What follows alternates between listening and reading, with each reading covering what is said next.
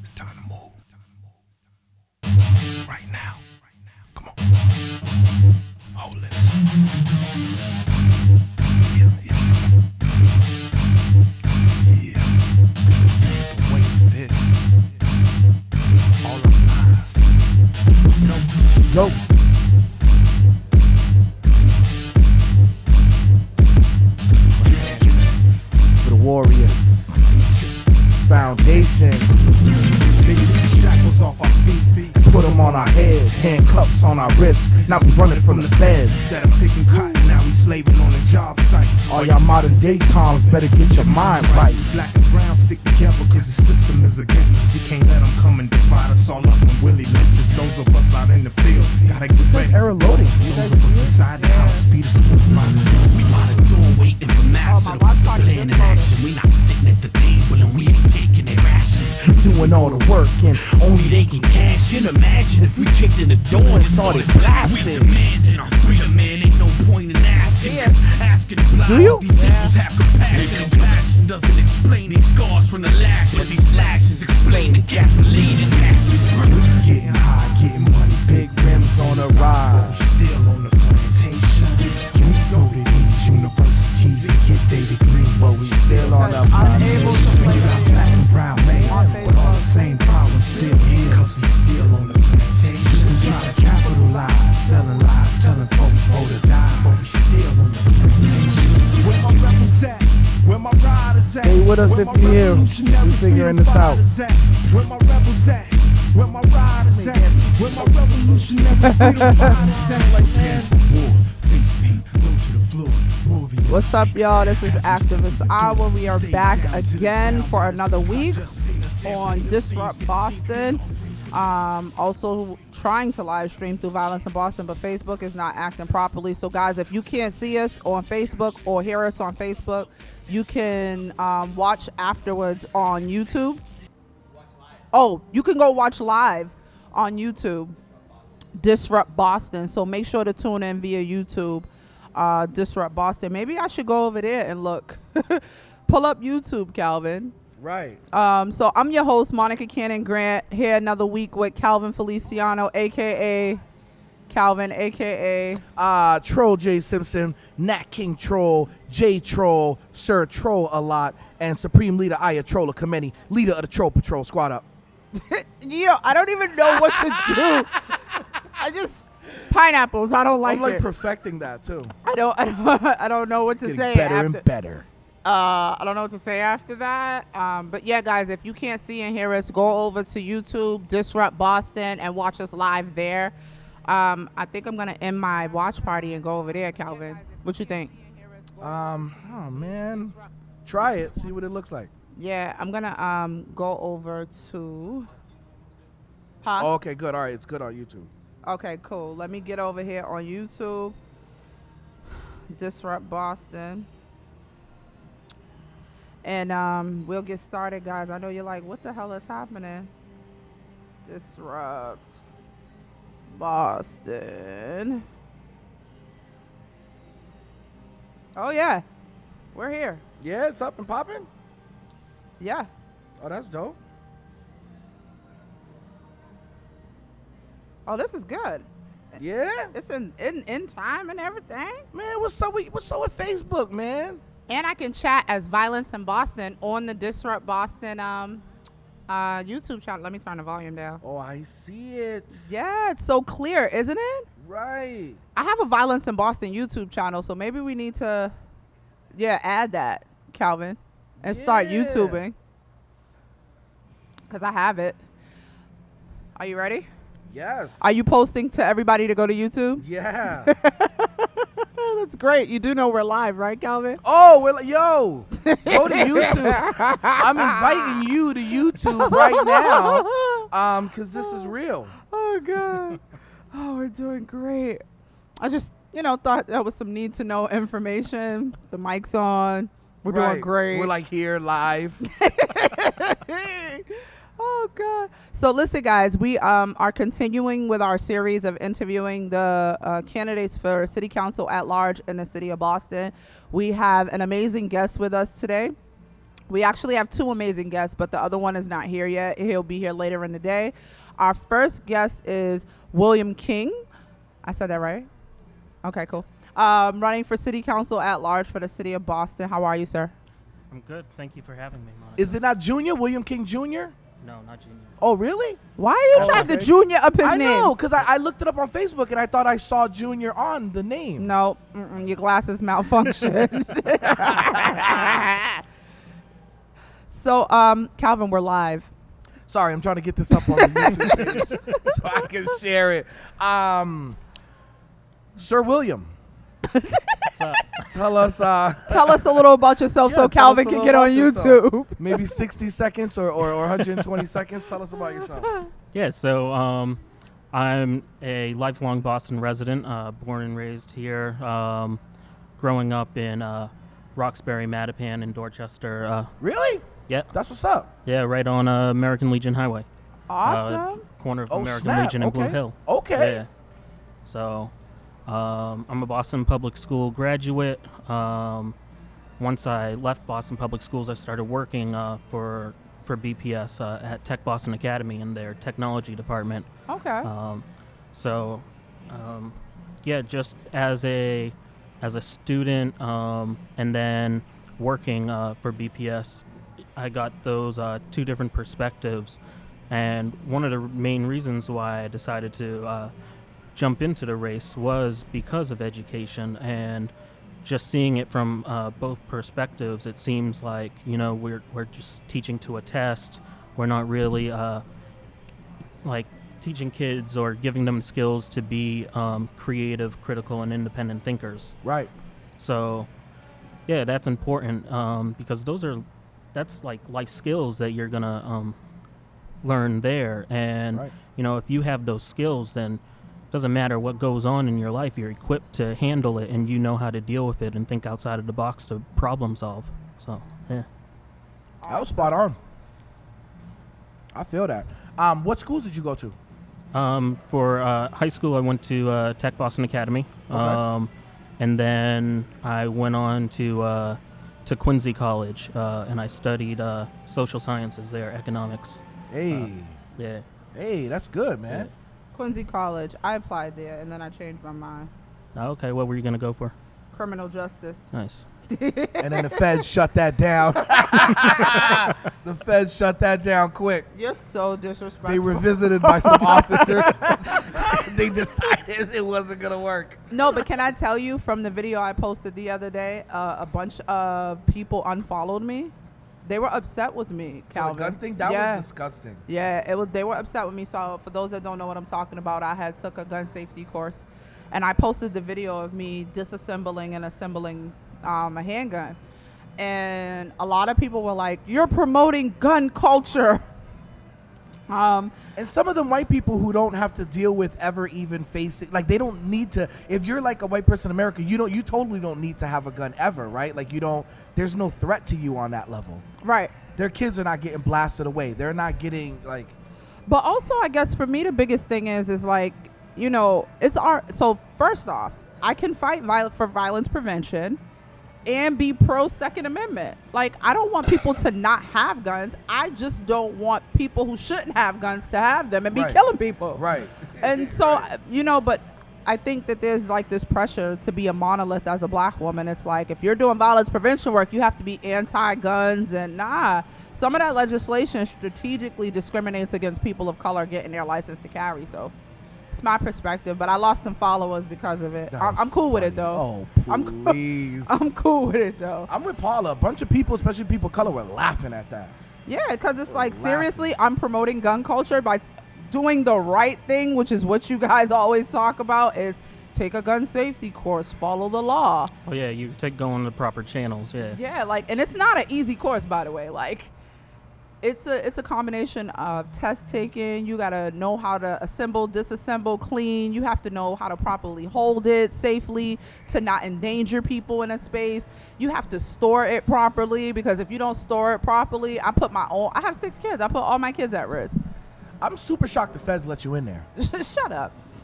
I'm super shocked they didn't stop you on the way in, like actually turn around. No, they didn't. Why would the feds stop me, Calvin? Because you're a black identity extremist. Thanks, Calvin. Monica's a black identity extremist, just FYI. she's like number 2 on the list Thanks, Calvin. behind Malcolm X. You're doing great, some Calvin. reason. Thank you. All right. If they didn't know who I was, they know now. Right. Now it's clear. All right. Another question. What would you say would be the number one problem, and what your solution would be to it? So I think we have a vast amount of issues, but what I think is if we can solve education, we can solve a lot of these issues. So being able to afford a home. If we have vocational and trade programs in our schools, if we restore Madison Park to its former glory and make it a destination high school again, then kids can one day enter high school. They can choose a path, a career path or a college path. And say they do change their mind, they're still young enough, 18 years old when they graduate, to do that. Right. And trade jobs, it has this stigma attached to it, it's bad if you work with your hands, but that's not true. Some of the most important jobs that people have and important jobs that we need are trade jobs. Right.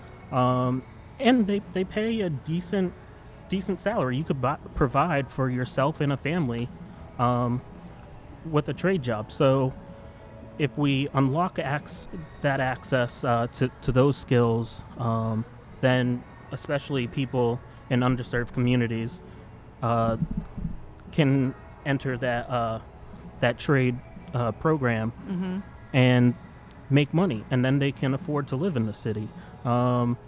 If we start that early enough, then kids or just kids and people in general won't feel like they need to resort to crime in order to survive. Absolutely. Because that's why people resort to crime, because they feel like they're out of options. Right. Absolutely. So I feel like if we solve education, will be a trickle down effect and kind of just help alleviate all these other issues. Okay. What you got next, Calvin? What are your top 5 priorities? Top 5. So it would be more affordable housing. So I'd like to increase inclusionary development. And for people who may not know what that is, all new development requires 13% of it to be affordable units. So I'd like to raise that to at least 20%, 20 to 25%, and close loopholes that developers have. So, for example, if they're only developing 8 units, then they're exempt from that IDP percentage, inclusionary. Yep. So what they'll do is a lot of times is they say, well, we have 3 separate projects and put 3 buildings next to each other, only 8 units in each one, and then they don't have to pay. They don't have to put any affordable units there. Right. Or another loophole that I'd like to close is it allows them to pay into a fund, and then they don't need to put any affordable units on the property. And to a developer, if you have to throw a few million into a fund and not put any affordable units, I mean, that's a no-brainer to them because they have the money to do that anyways. Right. And they're going to look at over the long term, I'm going to make out on this. Gotcha. So housing, education, work on more vocational and trade programs, and restore Madison Park to a destination high school. Then the opioid crisis that we have going on, especially in Roxbury. We have it's unacceptable to have a section of Mass Ave called Methadone Mile. Right. And people just say it like, oh yeah, that's Methadone Mile. We should be ashamed of that. Right. But we need to get people the help they need. So the bridge to Long Island, that's a start.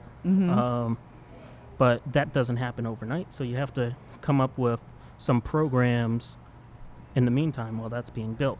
Absolutely. So the Shattuck Hospital has 255 beds in it.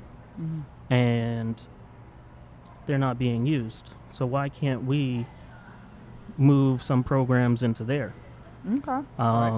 So we have the infrastructure. We just have to use it efficiently and effectively. Okay. Let's see. Two more: housing, education, opioids. For Those are two things, top five, right? environment. So I feel like Boston can be a role model for the country in terms of climate change and environmental issues. We can make all public and municipal buildings. We can make sure that those buildings use renewable energy. We can get the city of Boston fleet onto electric vehicles. And you don't see a lot of cities doing this because they don't think that it can be done. But if Boston's able to do it, then we're the trendsetter. If Boston can do it, then everyone's like, oh, okay, well then we can do this too. Right. So we can pioneer it. And then 5 would be, and these aren't in order of importance to me. 5 would be transparency, because I think that's extremely important. People have lost their faith and trust in government, and it's because of lack of transparency. They don't know what's going on.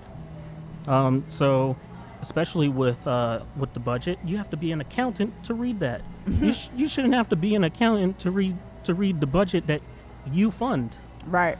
So we need line items. We need transparency in that, so that anybody, no matter what your background is, what your job is, you can look at it and be like, okay, my money's going here, here, and here.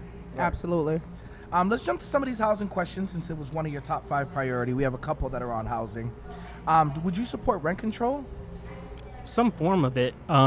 It's a touchy subject, but What would be some form? What's some? I think that we can regulate rent increases. So say you can't raise the rent by 10% on somebody every year. So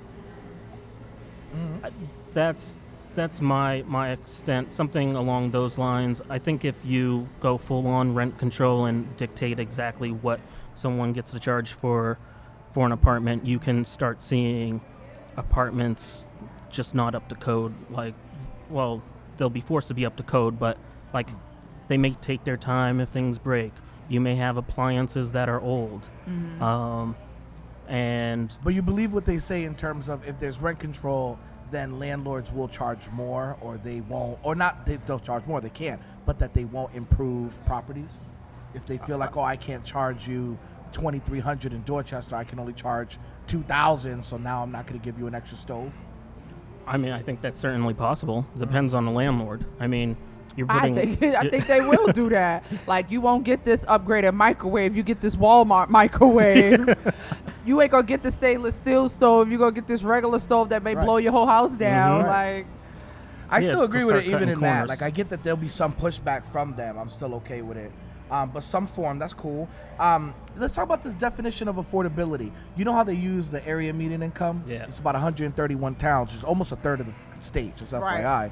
FYI. Would you support them using only Boston, the city limits? Absolutely. I mean, I feel like the problem with that right now is you're not going off of what people in Boston make. You're including all these other towns, so it's not accurate. Right. And Boston is its own city. We have people in different situations than people in other towns. Right. So affordability for us is different. You always see them saying this new development's going to have affordable condos. I've never seen a condo that's affordable. Right. right. I wanted to own some property myself. I went and looked at condos. I can't. Affordable is $350,000. Right. For who? Like a 2-bedroom. Condo? Yeah. That's disrespectful. Yeah. But the other piece is even the people who are employed in these unions doing the work on these developments can't afford to live in them. Right. So, I mean, nobody can afford it. Who is it affordable to? That's Right. why when I get so frustrated when certain politicians run and they're like affordable housing, and it's like affordable to who? Need you to break that down. Right. Need you to understand that there are people who can't even afford to live in this city now, let alone anything you may potentially build. Right. Yeah, like the. Would you support a flip tax that Lydia Edwards is talking about? Flip tax on selling property, buying, and then immediately selling, and adding an extra tax to that, and then dedicating all of that towards affordable housing. So I'm just trying to think of like how's that Just like an different additional than surcharge. capital gains? Oh, just an Additional okay. surcharge on that flip, Okay. saying that if you're selling a property you bought in the last year, say, and you're selling it for $20,000 more, we're getting an extra, say, $2,000 of that $20,000 Oh, yeah. of your I mean- profit, and then that money goes into this fund. Absolutely, because if you do that, then you help. I don't think you can prevent gentrification, but you definitely slow it down by Right. doing something like that. Yeah. Right. Oh Yeah. yeah. It's funny. I had an argument with a guy on Twitter yesterday. It was at least 10 comments. That's what I do all my arguing. Pro Rock Thrower, follow me. Yeah. And he said that Mel King lives in a house that is almost $3 million, and that he should make his house affordable. Turn his house into affordable housing because of the housing crisis in the city of Boston. And I go, so you want the one black man that you can name to turn his house into affordable housing instead of actually talking to the politicians and individuals who can actually help affordable housing? Right. If that's not racist as fuck. It's crazy. We had this long discussion, and he was really adamant that Mel King should take his house and make it into affordable housing, and it would fix all the affordable housing problems. And his argument was, Mel shouldn't be arguing for affordable housing because he lives in a $3 million house. I said, do you know how old this man is? He only lives in that house, because he bought it for $2,000. Right. Dollars. Like, not to disrespect or be ageist or Yeah. anything like that, but do you know how old this man Like is? 94, I think. He earned that house. Damn right. Leave him the hell alone. Damn right. Like, it's just, it's Plus, if my... anything, he's the example of like where it goes. I mean, But also equity. His children, grandchildren, or whomever, like he did what every person of color in this city envisions. He has something that he can hand down Yeah. to his family Right. when he is no longer here, Right. and he built equity. I mean, There's we should, equity there. We should be empowering that. I mean, not too many black people can say that they own real estate Right. that's worth $3 million. I mean, it's good for him. Like, Absolutely. And I'm like, so no, we're not going to attack the only black man that you can name. I said, I challenge you to name 5 black people in that same predicament. He's like, I'm not going to accept that challenge because you can't. You know what's also funny about that? Shout out to Mel as a person. He's been committed to that community. He could have sold and been living like at a beachfront. $3 million would And get you listen. like a beautiful like home Or he in could be on one of Florida. those, what's those things Yo. called? Timeshares. Right. He could be somewhere He in could the be out. sand with He his could be feet out. up, with elevators. And he's advocated against he's advocated for affordable housing Oh, and yeah. for higher taxes. Like he's like, tax my house a little more Yeah. and do more affordable housing even though I'm straight. That dude is like that. Yeah. Isn't that what we want to see in people? No, clearly not. Coming for the king, Mel King. Shame on you. Right. Oh, matter of fact, let's say his name. Oh, Let's- great. I was going to ask that. Oh, I didn't know how you- wild we were getting. Oh, listen, I'm Let's sorry, do Will, that. but I'm with the shits. I just gotta say that out loud. His name is John Costello. John Costello? Got Yes, John Costello on Twitter. His @ is Streamside1070. And if you go to my Twitter page @Pro Rock Thrower, you'll see the whole conversation between me and John Costello about how he believes Mel King should sell his $3 million house. Sick. What's the Twitter? Here you go. I want to like. It's put right it on there. Stream. You see it? Sorry, something came up real quick. Oh, there we go. All right, there we go. Stream side. Oh, yeah. Stream side 1070. Yes, Great. John Costello. Yeah, you're a piece of shit, John. We'll keep going. Absolutely. It's your turn now. What was I gonna ask you? Oh, taxing, the condos in Boston are in many cases sometimes 60% at like some of their best occupancy, 40% occupancy. People literally buy them as like an investment property, as a tax. Yeah. Russian oligarchs legit will be like, oh, I'll buy this $10 million condo in Boston just so that later it can sell it for 15 and make money. Would you support having a tax on those that are not primary residents, an additional surcharge, and then allocating that towards affordable housing? So it would be like if you have a $10 million condo and your taxes is $10,000, now it's $13,000, and we're gonna take that extra 3 racks and put it towards. Yeah, definitely. I think that the reason why we run into housing problems in Boston is because a lot of people and businesses just buy up a ton of property, and for until like we got that Airbnb rule put in place, a lot of them would just like have a big building and then just Airbnb every unit. Right. So we have issues like that. So yeah, if we can find a way to try to crack down on that, we definitely need to do it, because so many people are just buying property. They're not even living in the city. So no point on. They're literally buying it as like as if you were buying gold or diamonds, or like it's an investment for them. Yeah. Like they had no plans on ever living there. Don't visit there. Whenever I'm leaving, you know how those buildings on the side when you're like leaving from the Pike, and I'm going down, and it might be like 8:30, 9 o'clock because I'm leaving from some community thing, let's say, and I'm going, and you see like 10%, if that, of the lights on in any of those places. Like people are just not there. You could literally see like 10, 15 floors, and so then what is the purpose of buying the property? So that you can flip it. Yeah. So they buy it. So like some billionaire who never even comes to the Bean will just see the investment opportunity, buy it for 10 million, 7 million, whatever, hold on it, sit on it, and then in 15 years or 10 years, sell it for 15 million. And they make a crazy flip that way. Ridiculousness. Or it just helps you the more homes you have. Like Mitt Romney has 8 homes. Right.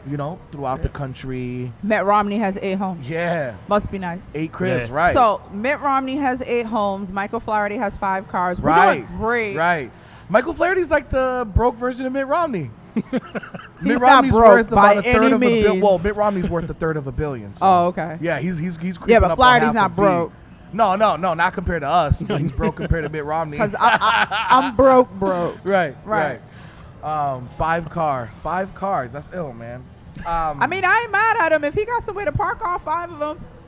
I just love the like super old that's school why rant. he was mad about the permit charge, because he has 5 cars. And Like the damn I'd bus be mad stops. about that too. You see, he was railing about the bus stops too. He was like, there's too many of them. They're a block away from each other. People could just walk to the next block. He was saying that we should eliminate. If that is not some ignorant shit to say to those who don't drive. Yo, my man said there's too many bus stops. If you want to create more parking on the streets, what you do is you just take the parking spots and you turn them so they're perpendicular. Right. Then one spot becomes like 2 spots. Right. There's a bunch of streets that could take that too, that have the bandwidth for that. Or we just invest in a damn T and get the whips off the street. The last 5 years for Boston have been the worst that I've ever experienced in my life. Did you see the brand new Orange train Orange line has already been vandalized? Did you see that? That's no. The new cars that they're about to release right now are delayed because somebody has like put graffiti all on the side of the train. Oh, come on. Damn it. They're building those in Springfield. Some of my people's building those. Cut it out. Yeah, they build them. The Chinese trolley company has a big plant in Springfield. The Chinese trolley company is and that's not building really the their Orange name. line. Yeah. That's they amazing. they opened up a site in Springfield. They have a big massive land, and they're doing like trolley cars and stuff like that, including the Orange line. Yeah, it's crazy. Okay, where are we moving, Mo? Budget stuff, school stuff? Where Are we moving? Oh my God, come on, man. All right, violence, brother. This is violence in Boston. Before you jump to that, though, let me say this. Tomorrow is one of the most dangerous days in the city of Boston, notoriously every year. One of my biggest frustrations is that we will now go into another 4th of July with no violence prevention plan. And per the city of Boston, the only plan that they have is to add 2,200 more officers. And one of the things that I expressed earlier today was that waiting for the 4th of July is like sitting in New York and seeing low-flying airplanes. It's like you know something bad's going to happen, Yeah. and you're just waiting for it. And so that's my frustration, but I also feel like I've been talking until I'm blue in the face, and Right. that's real too. And we do this every year where we're like complaining all summer about how bad it is. Then all winter it dies down, and we're like, actually, great decreases compared to July and August. And then like the weather starts to get nicer and they shoot up, and it's scary. And I should say actually before we start this too, peace to a lot of my peoples in Worcester. The Worcester community is reeling right now because a young man of color who just graduated high school and is 18 years old was gunned down. Wow. And so everybody, I woke up to the timeline fucking going crazy. Hold on, say that again? A young man got gunned down and he was Cochise, man. You saw that movie, you know what I Yeah. mean? Here? From Cooley High. No, Worcester. Oh, okay. Worcester. So the community is reeling. And this stuff, man, this to be getting me like, I'm just tired of that part. Like that's my least favorite part about working in different cities and towns is that I feel like every pocket of my friends from Lynn to Lawrence to Lowell to Brockton to Worcester to Boston, Greater Boston, Springfield, Holyoke, every summer people are just losing people. And So there's so I'm much wondering grief. if that's the young person who's been trending up and down my timeline. Last name is Stokes. It might have been. I didn't even try. I didn't know him or the family. I just A know lot my of Worcester people- people are hurting right Yeah, now. like a People are lot of hurting. people were connected to that young person. I believe that are like That has to be it then. 'cause yeah, that would, it's all over my hurts, it timeline. hurts. And so, but Calvin, as bad as it is like it's not bad enough for them to care, and that's my biggest frustration. And when I testified at that hearing, and shout out to my city councilor Kim Janey, who put together the hearing. But one of my biggest frustrations was that it was on June 25th.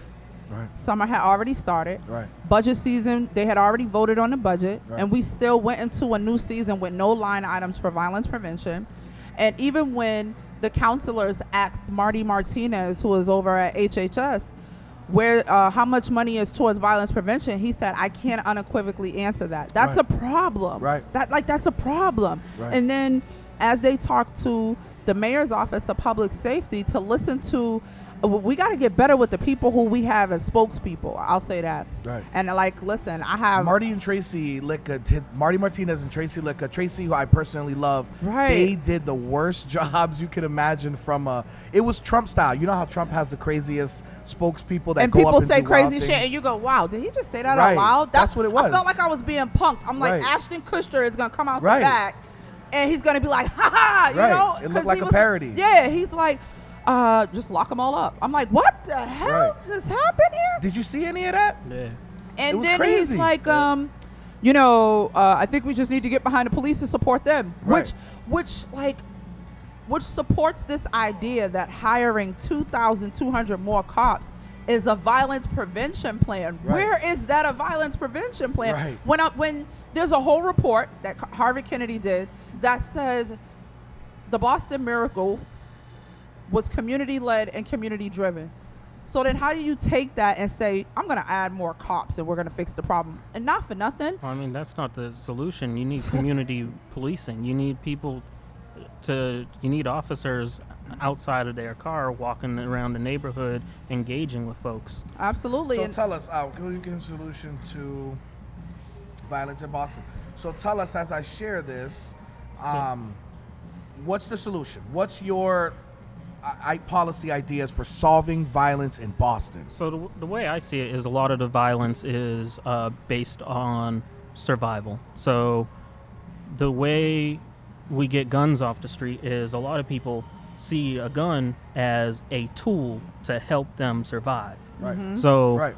and it's because they need money. So we need to extend the gun buyback program, and because if you're offering cash and you're offering a good amount, then people are going to turn their guns in because what they need is money. And if I don't believe that anyone wants to go out there and kill people. They feel like, given their circumstances, that's what they have to do. Right. So if you show them another way, then I think that will help.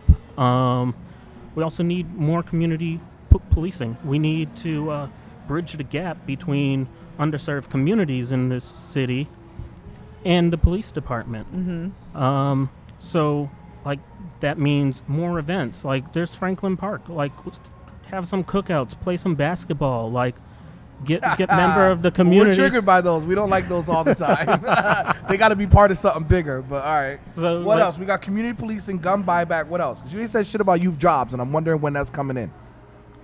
Yeah, that's Gun that's buyback, what community policing. What else? So that's youth jobs is what I tie into education, and I think that if we can get kids jobs and skills to get good paying jobs, or we extend this summer job program to have more kids in it, then you get kids off the street. I think if we utilize more nonprofits and have different programs where kids can go, then instead of being on the streets right after school when they get out at like 2:00 until 6, then they have a place to go and learn and right. Let me ask you, what do you think, because we heard Mo just talk about the line item, very important. Right. Do you think there should be a youth, and I guess I'll call it youth, because with youth you can go from 13 to 25. Would you support a youth violence prevention line item? And what do you think has to go in there? Off the top of your head, even if it's not completely spot on, but we want to get a sense of your values and your commitment in terms of the budget process. Should there be a line item directly for it? And what do you think ballpark should go in there every year? And where does that come from? Keep in mind the Boston Police budget's almost $350 million. So I'd like to see the cadet program be brought into schools so that there is a pipeline from school to get a job as a police officer or a firefighter. And I think if you start instilling those values early and you dedicate some funds to programs like that, you're going to see a big change in the city. But you're saying yes to the line item? Yeah, specific absolutely. Line item. Yeah. How much do you think needs to go in there? I would say you need probably at least $1 million. At least a bit. Okay. All right. $1 million for violence prevention? Yeah, at least. What do you think is what do you think is the high end? I mean, it's tough to put a price on that because lives are invaluable. You can't put a price on a life. Right. I mean, you got to put whatever. I say this, and I wonder if other candidates are going to see this and be like, I got the answer. But I just want to flag for thinking about because it'll help to just get all of y'all thinking about these numbers. It'll help if you're a counselor next year thinking about these numbers. It costs about $2,000 to employ one youth for the summertime. Okay, $2,000 to employ one youth for about 6 to 8 weeks. So if you're going to employ, say, an additional 10,000 youth, that's 20 M's right there. That's without any placement, any adults that are outreach workers.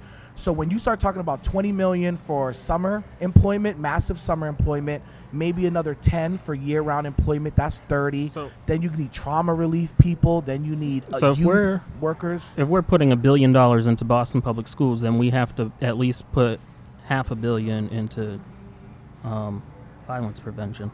Right. I think those dollars can be intertwined. They're going to cross over. I think you can pull some from the BPS budget. Yeah, because they're going to cross over because a lot of the violence prevention stuff needs to happen within BPS as well.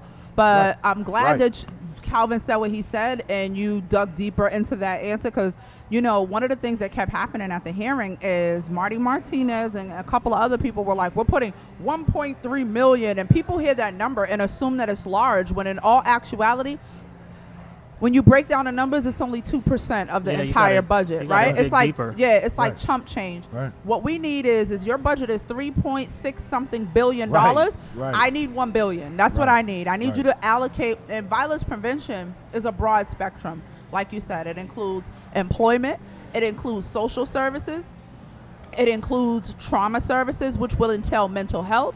It includes making sure that we have other programming outside of just Operation Exit. What if I'm artistic? What if I want to draw? What if I want to sing? What if I'm into music? What if music is my outlet for me not to pop somebody in the face? Right. Like we need to have other options. Right. And then the other piece is being able to pay organizations who are doing this work, and so there's not this grant fight. We have been convinced that we're all fighting for the same $5,000, $10,000, when in all actuality the bucket is huge, right?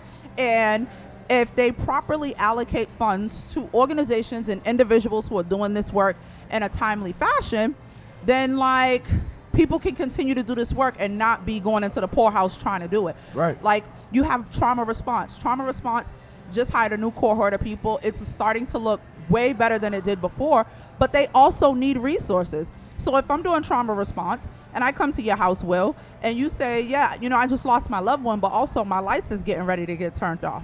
I should be able to have an answer for you and not just dry transfer you to a phone number that goes nowhere. You know what I mean? Yeah. If it's a situation where, excuse me, you've lost a loved one and you're like, hey, we need clothes for the funeral. There should be a fund or somebody I can call to say, hey, we need to try to get this family clothes for the funeral. They can't afford it, so on and so forth. When we take care of people's social issues, there are reports that like unequivocally attest to the fact that you prevent violence. When we're actually talking to young people who are friends and siblings and loved ones of the person that they lost, and we engage them and we pull them in, we can prevent retaliation. It's been proven. Right. And so one of the things that I would love to see happen is us get back to that, right? You mentioned community policing. I believe community-led, community-driven. I don't need the Boston Police Department to come into my neighborhood for me to go talk to my neighbor, for me to talk to the young person that's outside my door, for me to engage them. But the other piece is that so many people have made them promises and broken them that I don't want to just go talk and I don't have anything to offer them. And so I petitioned Mayor Walsh Fucking to ice cream. Listen,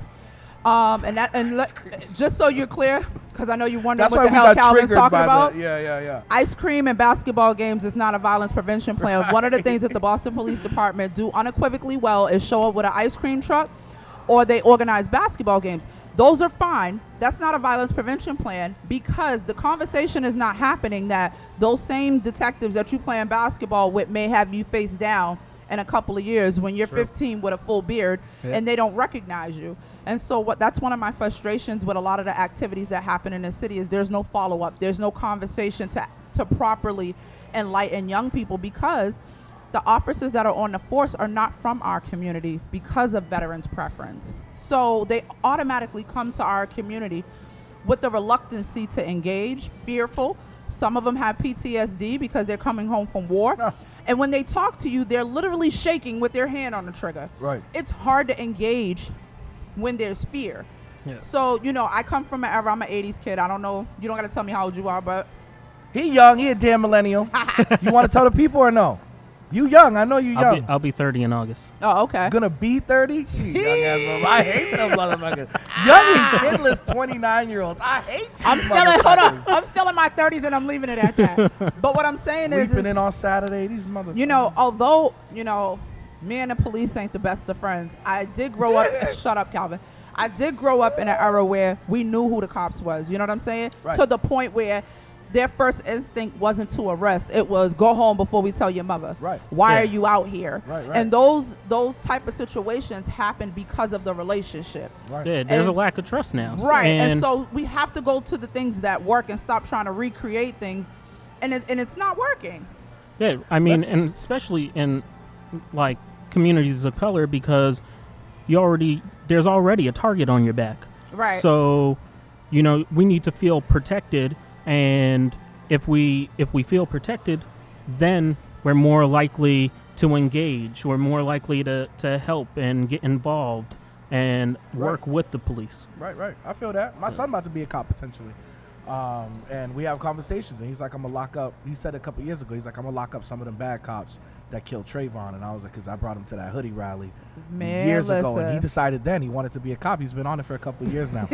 So it's interesting because I'm like, oh boy, yeah, I'm with it though. We need some of them. Okay, let's stay on that. And I Mo also brought us want to a great place. I also want to just highlight for y'all that as I'm sitting here, 18-year-old has been stabbed in Mattapan. Just got the alert. Right now? Right Like, now. right? right now. It's ridiculous. And Like, Summertime, baby. It's crazy out here. And so when stuff like that happen, the first thing I think of is tomorrow's the 4th of July. Right. So from tonight all day tomorrow into the next day, there's going to continuously be alerts like that. Right. And you know, a lot of it doesn't make mainstream media, but it doesn't mean that it's not happening. And so Right. just wanted to say that to you guys. yeah, and who knows what's going to happen tomorrow? I know. It's gonna be bad. Right. No, we know. It's going to be All right, city budget. Do you think there needs to be new revenue, and where do you envision it coming from? Because we're asking for a lot of things. We're talking about a lot of things that all cost a ton of money. Yeah. Do you think we need more money, and where does that money come from? Yeah, absolutely. We need more money, and the money needs to come from these universities that aren't paying their fair share of pilot. So you have these schools that are, not to pick on Northeastern, but they are the biggest offenders when it comes to not paying pilot Right. tax, Right. and they're the number one gentrifier in Roxbury. Right. The first time I went back in the day, I think it was 04 for Chuck. I used to work for Chuck Turner when I was 19. He sent me to a meeting that was in Northeastern. It was about the expansion, right? He was opposed to their expansion of the housing. And when I walked to the back of Ruggles, I'd never walked back there before as an adult. Now I'm 19 years old, never been back there. It was like another world. Beautifully manicured, like green spaces and nice buildings and glass buildings and The back of sculpt- Ruggles on Northeastern campus. Yeah. Yo, that shit is nice. It's like another world. You're like, So I had what? a summer job over there. I know what it looked like. I'm like, is When that I used to Ruggles be right able to here? get summer jobs. Don't talk shit, Will. So Red shirts before they were the red shirts. No, it was actually after they weren't red shirts anymore. They were like green or some shit. Remember? That's funny. I do not. Shut up. actually. It was in '98. It was in '98.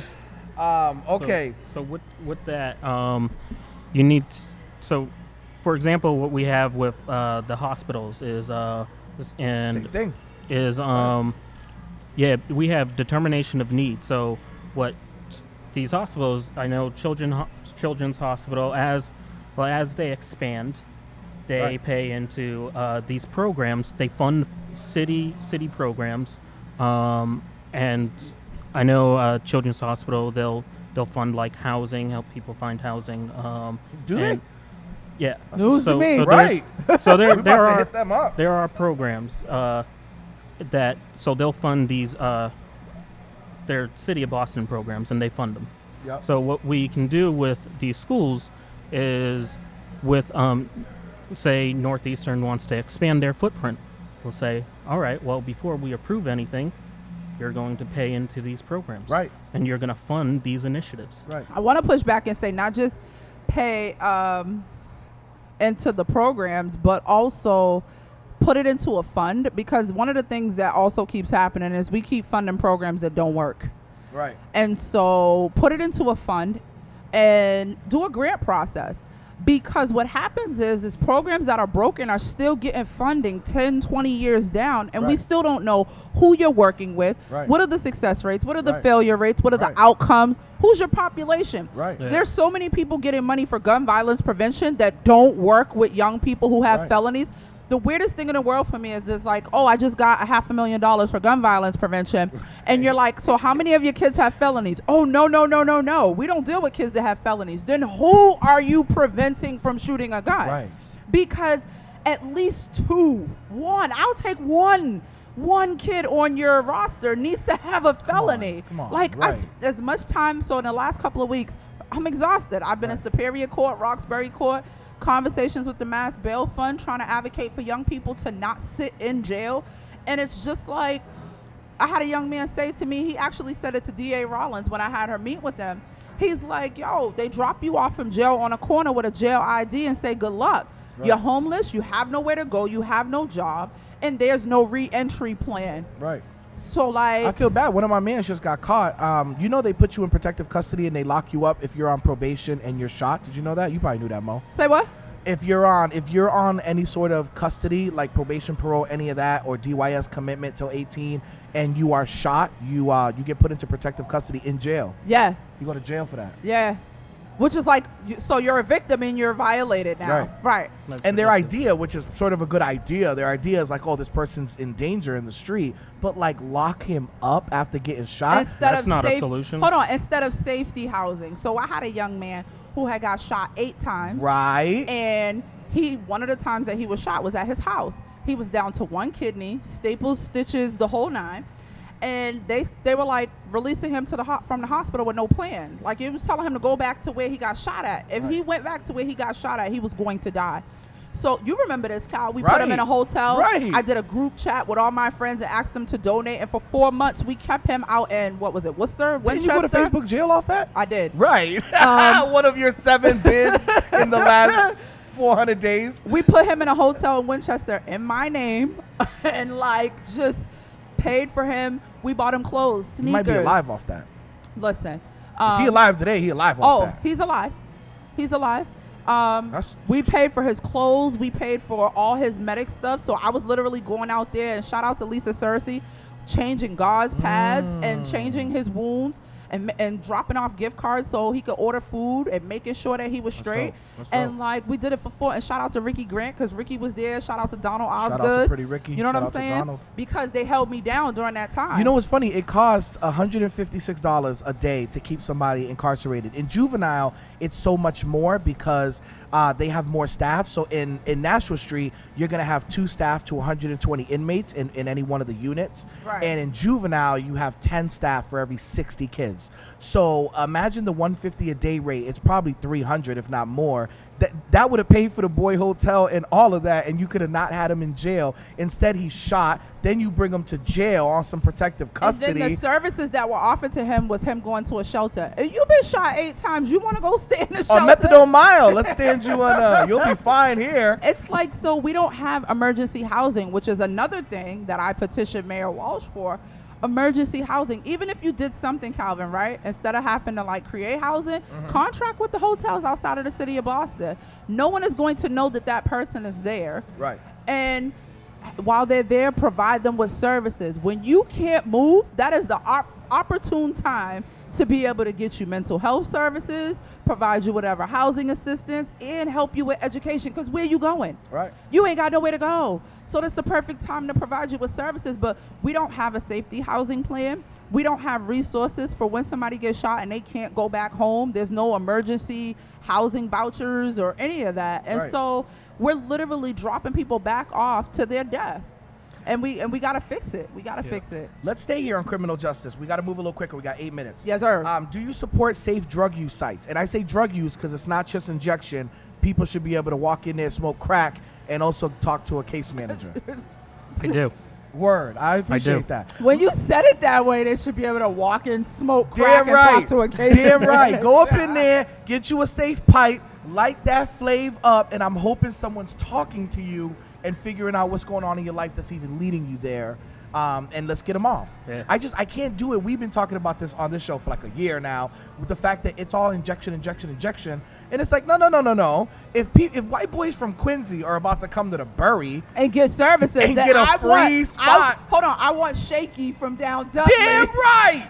Inside Damn there. right. Yes. Shaky should be able to listen. If Peter Flaherty's going down there from Lowell or from Listen, Quincy listen. or from Malden, Right. then damn it, Pookie should be able to go down there, spark that flavor up, and somebody help him out with And his life. absolutely, because Shaky been a crackhead my whole life. All life. I've given Shaky like 30 cigarettes in my life when I used to smoke. Yo, we He laughing, can't but even it's light that real. thing. He'd be like moving, Listen. and you'd be like, Shaky, look, I can't light it for you, man. I can't light it for you. You But got that's to figure real. this If out. we're going to help them people, we have to help our own. I tell anybody, before you get to methadone mild, you have to pass the crack epidemic at Dudley Station. Right. And it's been that way for a really long time. And now, what is their response? To have an officer down there and run everybody from over there.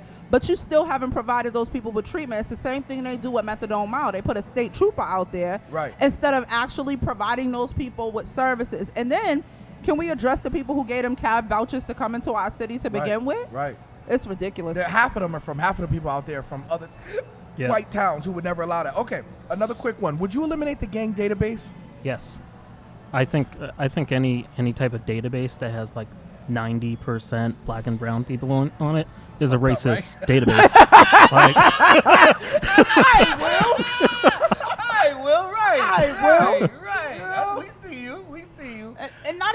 not for nothing, the criteria is like, Calvin, you had on a blue shirt. Right. You wore blue and white at the same time. Right. Yo, one Right. time they put me on for OP because I was messing with a girl that was over there. So, like, one time I got chased down by some police, by some detectives. And so one time, like 2 weeks later, I got posted in the hood. And they were like, we hear you're running with Orchard Park recently. I'm like, what? Like, where would you get that? Like, Are you Boston's high? a neighborhood place. You can't block hop. I'm from the villa. You're posting me right here. Like, we don't have no allegiance with OP Right. necessarily. And I realized off dating shorty. So that happens a lot. Yeah. You be dating a girl that live on off of Humboldt. You dating a girl that live in Heat Street. You dating a, you know what I'm saying? 'Cause y'all be getting us in mad trouble. Oh, did you really? Did you really? So you dating a girl that live in Heat Street, my guy. You from Franklin Hill. It's a problem. It's a problem. But Y'all no, you always see, getting us in recently trouble. there was a young black kid who they ran up on and he was on a bike and they're like, aren't you from OP? And he's like, hell no, don't say Right, that. right, Like, no. right. But you could potentially cause him to lose his life Right. by doing that. But I believe that's purposeful. You know, Right. it's this song, I forget who sings it, but I play it in the car. Jasari X. You ever heard of Jasari X? No. So he does a lot of woke rap music. He's from Compton. And at the beginning, he had, I'm going to send you the song. You got to listen to it. Please. But it's called Do We Need to Start a Riot? And he was like how the police used to infiltrate the gangs and ride through the Right. ops hood and shoot it up and Right. blame it on the other side. Same thing with the Panthers. Infiltrate the Panthers, black FBI agents who Yeah. would be like, let's riot, let's kill some crackers. And, Yeah. and it's like, nobody was the same thing with that Black Lives Matter, that rogue guy. Remember there was a guy in Houston that said like kill all cops. And it was like, yo Yeah. fam, I guarantee you he's on the Fed's payroll. Right. Like Al Sharpton. Right. All right. Shots Another fired. one. Rachel Rollins 15 list. Do you support her in not prosecuting those 15 crimes? Not all of them. AKA Thanos. Which ones would you cut from that? So, drug dealing. I feel like if we have a drug problem going on in the city, then we should be cracking down on that. Shoplifting, I think that sends the wrong message to small business owners that are in our city, and then breaking and entering. So those are the three. But shoplifting, those they'd be like fiends that are stealing from Target. I mean, I don't say you prosecute them to the full extent of the law, but I feel like there should be some sort of penalties. Also, so that she's saying first offense. I don't Right. think nobody should walk away with a criminal record for their first offense for trespassing or shoplifting. Right. Because let's put this into perspective. If you're trespassing or shoplifting in Suffolk County specifically, which is where she has jurisdiction, you're poor. So you're not shoplifting to get rich. You're not stealing Maybachs. Right. You're stealing Tampax. You're stealing Kotex. You're stealing deodorant. You're stealing bread and milk. You're stealing diapers. Right. And if you're doing those things, then that means you need help. Right. You Oh, need absolutely. services. And so I get your perspective on that. But even with the small businesses, we have to put into perspective that most of the small businesses are in poverty-stricken communities where people are struggling. If we're not going to tackle poverty, then we can't deal with violence. Violence is And a ain't nobody symptom. stealing from Nubian Ocean. They stealing from Walgreens. Facts. You going in smooth? You gonna go That's true. Nubian Oceans, or you gonna go to Stashes and try to steal a slice? Like, nah, they in And they it's in just Walgreens like or it's just Save-A-Lot like that trying to stay argument safe. about how the small businesses are so upset because the young people are hanging outside of their business, and it's like, okay, well, did you push back on the mayor who changed the hours of BCYF centers and now they close earlier, and so now these young people have nowhere to go? I need us to place blame where it actually goes. And Yeah. realize that when she says she wasn't going to prosecute this 15 list, it doesn't mean you're going to walk away. You're going to keep robbing banks 15 times and get away with it. Right. First offense, trespassing. Okay. If you have 5 trespassing charges, that's something different. have to And figure she this out. explained that when we Right. went to Right. a public safety meeting. But I get the whole small business thing. I think people need to really dissect and understand the population of people we're dealing with. She's the DA of Suffolk County, which is extremely poverty stricken through the economic disadvantage. So All right, Yeah, 3 and- last ones. Got to be super quick because we got our other person here. We got 2 minutes. So, yes or no? Should we have mayor term limits, and it should be 2 terms of 4 years? I would agree with that. Yes. Okay. Yeah. Gotcha. I appreciate that. Would you support Kim Janey's marijuana equity and inclusion bill?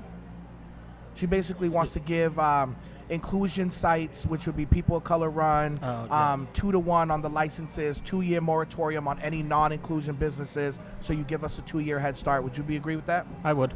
And then the last one, before you tell us how to get involved in the campaign, should there be an elected school committee, and what's the breakdown of it? Is it the same district, is the same makeup as the council for at-large school committee and districts? What's the yes or no, and then what's the makeup?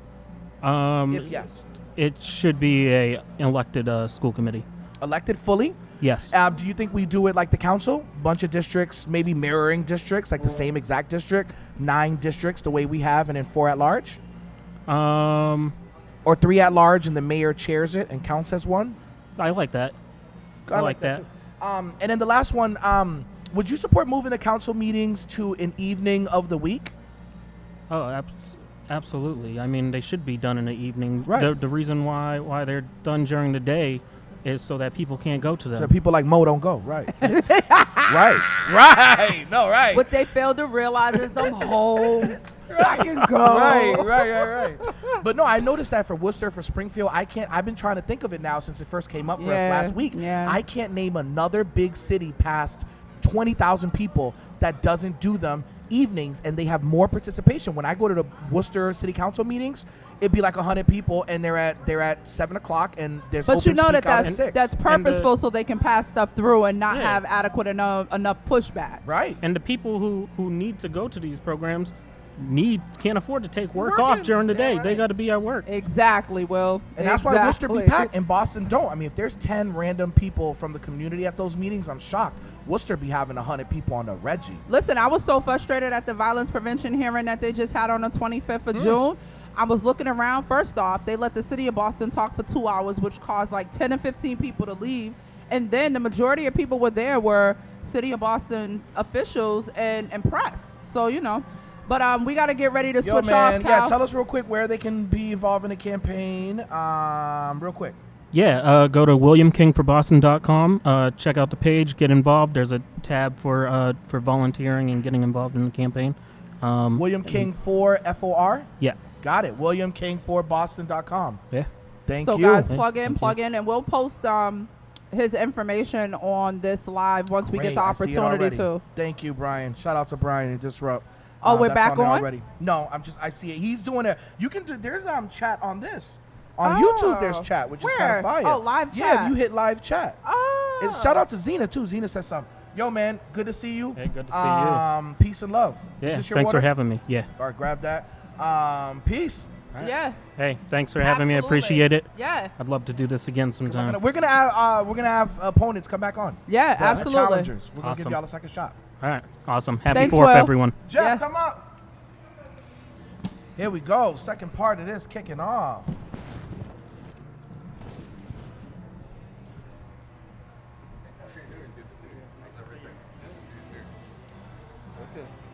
All right. Last but not least. How are you? I'm good. How are you? It's been a long going time. on, Hey, man? good- How good are to you? see you. I'm well. Good to see you too. Good. good? all This is how I have to get you. Listen, I go where Monica goes. I'm not hard to find, Jeff. Unless I'm in the house. Oh, you have to put your headphones on. Oh, I do. All right. Yeah. Headphones. So you can hear us and we can hear you. Okay. All right. Jeff Ross in the building. How are you? I'm great. Thank you so much for having me, Calvin. Absolutely. So, guys, we have Jeff Ross, who's running for city council at large for the city of Boston. He is our second guest today. Jeff, welcome. We're glad you could make it. We know this is not the easiest location due to traffic. I have to say it's a great location. I mean, But yeah, for comfortability, it's great. We're Right. glad you're here. So what we do is we start off with you telling us a little bit about yourself, and then we'll jump into questions. okay, that sounds So great. the floor is yours. Well, my name's Jeff Ross, as you guys know. Yeah. But for those of you watching, maybe not. I grew up in a working class family. My mom was a waitress and a single parent, and she was gone every day by 3 o'clock in the afternoon. So I didn't learn to read until I was in the 12th grade. A lot of people were surprised to hear that. And then when my little brother and sister came along, we were on public assistance, but where I grew up, all of the housing was bulldozed, so we didn't have access to housing. So we lived in a trailer on the side of the road at times, and we moved around, and I really didn't know any stability until I came to Boston. And so when I finished law school here, it became the thing that I wanted to do in my life was to work to give back, to continue to look back and open doors for those who came after, so that I can interrupt the cycles of poverty and interrupt the cycles of, inequity and interrupt the cycles of unfairness. And someone did that for my life when I was in community college, and it changed the outcome of my life. And I'm just a believer in looking back and making sure that we continue to open doors for folks and give second chances. Awesome. That's dope. That's how I heard that, and I was like, yo, I heard that. I never knew that. Yeah. That's amazing. I didn't know. I was shocked by that. Yeah. And you're an attorney, right? I am. I'm an Shocked by attorney. that. I graduated from college, and then I graduated from law school here in Boston at Northeastern University. I graduated a year ahead of our Attorney General. But it was a very progressive law school. It's a law school that was a night program for working families originally, and their co-op program takes a practical approach and gives you experiences You was so a year that you can before learn to Neely? apply it. I was. That's bad. I'm sure my Wow. grades weren't as good. Look, you was a year ahead. It doesn't matter, right? Okay, number one problem you see in Boston, and what's your fix to it? I mean, there are a lot of issues, but I see challenges around housing, education, and transportation. One of the things I see in education that I experienced was, we have 56% of kids in the city that come from economically underserved homes. We economically disadvantaged. We have 23% of our kids have learning disabilities. 1 in every 39 has autism, and 15% experience community violence. So when I am out there on the trail, I'm very mindful of that, because a lot of that is what I experienced growing up. And so I've been advocating for more school nurses. We got 1 in every school, but really the formula should be 1.5 in areas Right. where there's the highest need, and then more psychologists and social workers than we've ever had before. So as someone who speaks multiple languages and who's experienced other cultures, I always say that we want them also to be culturally competent in addition to bilingual. And What I are really the other languages? French, Spanish, and Portuguese. So French, Wow. Spanish, and Portuguese? and Portuguese, yes. That's yes. hot. Yeah, I love it. I mean, you don't learn those languages unless you love people and you love other cultures and you love the I love the other shared cultures. humanity I that we only have. know 2 languages, Blackanese and English. Right. Well, I want to learn that from you. What would you say are your top 5 priorities? I would say Broader. those are great things. I think that we have a lot to do around education. I've worked with a lot of folks over at the shelters on Melnia Cass and Mass Ave, and really what I see there is that there's a huge need for trauma and mental health support. There's a need for counseling and multimodal treatment options. But what you often see is that some of those folks have learning disabilities, or they struggled with violence as youths. And I just feel like we've got to interrupt and intervene earlier in people's lives. There are statements out there about that, but that's really, I think that working with our youth and making sure that we give second chances and that we provide opportunities for folks is huge. And then housing is a big issue. Climate change, the transportation. I'm a supporter of fare-free MBTA, and and just breaking down barriers. I would say, like making our city work together as neighborhoods rather than having us, be struggling against one another. I came here from Los Angeles, and I had left right after. Well, I was there during the Rodney King riots. I was in my last year of college, and when I got to Boston, I started working for Tommy Menino, volunteering up in the New Bostonians office, because we would bring people in, share cultural experiences, share food, share languages, and raise money for English as a second language. So folks who were having a PhD in driving cabs, or had master's degrees working in restaurants, could get opportunities to learn English and move on and advance and have opportunity. Awesome. Good. All right, so this is violence in Boston, right? And you've Yes. hinted at it a few times, which is great. What is your solution to violence? What are your policy solutions, or several solutions, whatever, to tackling violence in Boston? Yep, I got bullied in school, so I mean I experienced violence on the playground as a kid. It interrupted my ability to learn, so I understand that. Obviously, we have more serious violence in Boston. We are, for the continental United States, have the lowest handgun crime rate. We have one of the most highly educated police forces in the city of Boston. I'm a big fan of community policing, where people live and work among the folks in the neighborhoods, because I think that it's something that has been effective. One of the things when we talk about gun violence is we really need everyone in Boston to stand up and take part in this. I was over in Bowdoin, Geneva at St. Peter's.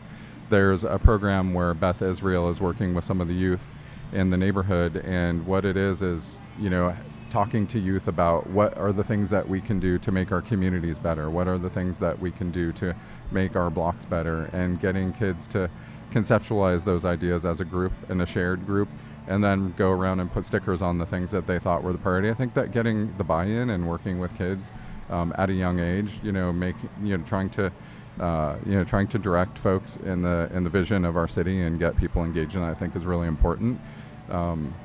So that's one thing. I think I support gun buyback things, and you know, I worked on the bump stock ban and the extreme risk protection order. I like gun with buyback. Byron It's Rushing. controversial. A lot of people in the hood don't like it because they feel like it's like whatever. I like gun buyback, and I'll share this tidbit with people because a lot of people don't like it. But so in the hood, unfortunately, I've read books. None of this is from my own experience. But when you're in the hood and there's guns around, right? Right. So the nice guns, the newer guns that have no bodies on them, that are clean, that are nicer, those are kept very safe. Every hood in Boston, every block, and there's probably a couple dozen of them, right? What would you say there is, Mo? I thought it was listed in y'all report. What? How much? How many hoods in Boston? How many like individual street gangs? 68. 68. Sounds right. It's a roundabout number because the thing is with Boston, a lot of the gangs are not street based anymore. Are they not street based anymore? So some of them are. Right. But we have school based gangs. Oh God. Yeah, like it's. If you belong to a school-based gang, you knock it the fuck off. You stop it now. Okay? If you're repping something where your mama live, the housing development, school-based gang. How you a Madison Park killer out here? No, MVP? What MPP? So what are you no, doing? What so is that's this? not how it goes, Calvin. School-based Breathe a gang. little bit.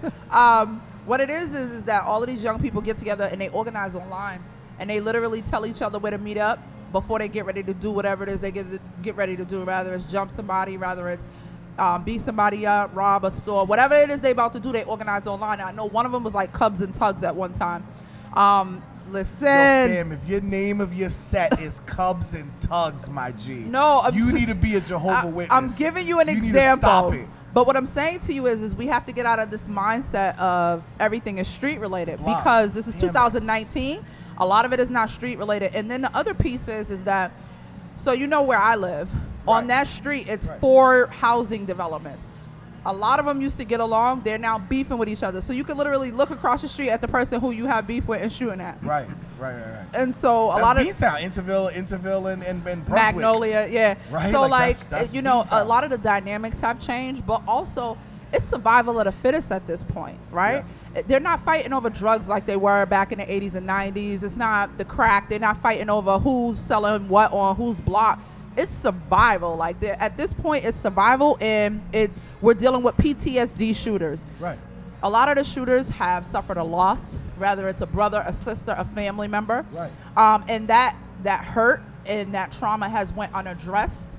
And the other piece is like, so we're not dealing with mitigating revenge well when situations happen. And so you combine all of that together, siblings, it's survival of the fittest. I just can't explain it no That's other why way. sometimes I like gun buyback, because if your cousin gets killed tonight and you're wilding, but let's say you don't have a gun at home, which might be the case, there is a dirty little 25 or a dirty 22 or a dirty 38 that's sort of a community hammer, and it's at this pushes. You said you like gun buyback? Yeah. So let me tell you something, Calvin. I'm sorry. I'm going to break your heart right now. Well, hold on. Let me explain why I like it from personal experience. Nobody's giving their guns for Target gift cards. They're not doing it. Oh, well, they usually get like 1,000, but let's say, so the community hammers. So I have seen these dudes it happened in my neighborhood a couple times. There's a couple spots, like 5 locations, where there's probably a gun or two. Bam. So a kid gets beat up at school, something happens, you go to that little dirty 32 that nobody really liked, that the OGs done used 20 times, and you get that, and then you do something with it, and you're not even that person. And whenever they do gun buyback, I'm not giving you the 38 special I got that's beautiful. No way. We're going to turn in that little dirty 22, that little. So with gun buyback, you just get the easy hanging fruit, the like community gats off the street. Yeah, but that's not doing nothing for the 50 that just got dropped off. That are the beauties. Right.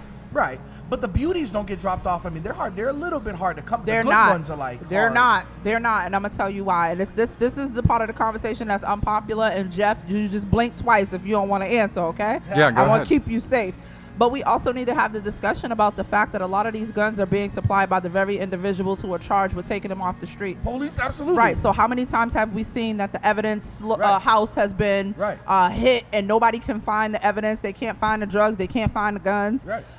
And then we had that situation where the officer supplied the kids from Columbia Point with a Right. whole slew of pistols. And Right. so Right. when you put it into perspective, black and brown kids don't have boats. They don't have planes.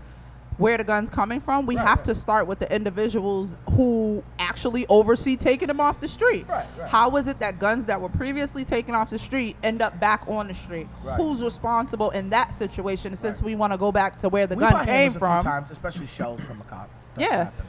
That's So, 32 like, shells are really hard. the to come by. conversation is unattractive, but it has to Right. be had. Well, all I right. think that when one of the things that you brought up that I think is very important is when kids are exposed to community violence, we're not necessarily addressing things. And that's why I brought up that point about the statistics, because what happens is a kid who has experienced community violence gets on a bus and they're dispersed throughout the city. We can do a better job at actually tracking where those kids are and making sure that we're delivering services and outcomes. So one of the things that I talk about a lot is like we measure, we do psychological profiles, we measure, do hearing and eye tests. We know the numbers of kids who are in, struggling families. We know the numbers that have learning disabilities. But what I've been advocating for, and we can do this across the board at the city, is deliver services and measure outcomes so we can see the progress that we're making and find out what works, and really addressing these PTSD issues, getting kids into that sport. College Bound Dorchester is an organization that has been involved in some of this work for a long time, creating opportunities. Right. And I think that, there's a young kid who was involved in College Bound Dorchester is now apparently, I hear, on the street running for Senate against Ed Markey, and those are hopeful stories. What do you like that? I like that. No, the one thing I will flag, can we drag him a little bit or Who? no? Remember that person? So no, I'm Okay. not doing that. All right. What I will say is that every program has its flaws. Right. I'll be politically And correct. flawed Right. people. Right. and I wasn't going to drag right. College Bound. And flawed Yeah. Right. individuals, even with College Bound, I think it's a great program. I Yeah. think the mindset is great. I think they need to get a little better with their safety protocol. Right. Yep. But that will be my only critique of Right. that program, which is fairly Exactly. well compared to so many other programs, Right. but extremely important. Right, and I think that every program can be improved, and it's Right. looking at programs that there's empirical evidence of positive outcomes and finding ways to support those and improve them. And that's what community dialogue, and that's what being here and learning from you is all about, really. I'm running to be the city councilor that works with folks and not sort of comes in and rolls in with my ideas and said, this is where we're going. It's really about our community, and I feel like in many ways we're at a crossroads. We're having more of these discussions. We're talking about solutions to And the we opioid have to crisis. be able We're to talking have about these this. conversations that are hard. Like, Right. oftentimes politicians shy away from the difficult conversation. If we're not going to have them, it's going to backfire. So Right. being able to sit down and be like, so, yo, Jeff, this over here is kind of screwed up. And you not come from a place as a city councilor of defense, but more as okay, if it's screwed up, how do we fix it? Right, what You we know? can do about it. And I've sat in jail cells with young women who've been trafficked and, held in captivity and drugged for months and months at a time, and then worked with them to get support services, and sat in jail cells with kids who've, been ripped from their pelvic bone to their breastbone, and heard the stories and the initiation things that happen. And so I'm well aware of that. I've worked with a variety of different groups. It's really, I think it starts with youth and providing programs and support. And, if each one of us in the city, if there were just 800 of us, for example, that, took on this mentorship role, right? And got 800 moles. involved We need in, 800 moles. right, we need, big brother and sister programs and more, I think just more supports and more community understanding and welcomingness. All right, let's talk about this budget. A lot of candidates are talking about a lot of things. These things cost dough. So do you think the city needs new revenue, and where does that come from? That's a great question. I mean, I'm on the revenue question. Where I'm at with the MBTA is fare free MBTA.